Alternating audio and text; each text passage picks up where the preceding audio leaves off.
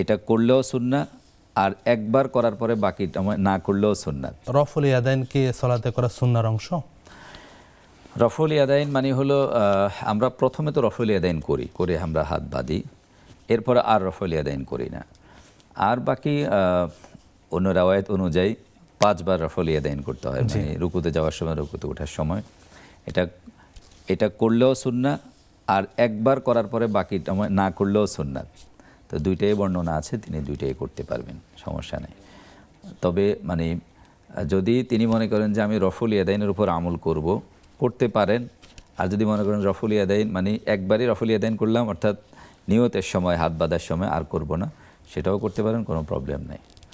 মানে রফুল ইয়াদাইন করাও সুন্নাহ একই নিয়ম হলে, মানে সব জায়গায় তাহলে রফুল ইয়াদাইন করতে হবে। আর যদি মনে করেন তিনি রফুল ইয়াদাইনের উপর আমল করছেন না, অর্থাৎ একবারই করছেন আর করছেন না, তাহলে সেটা ওই না করাটাই সুন্নাহ।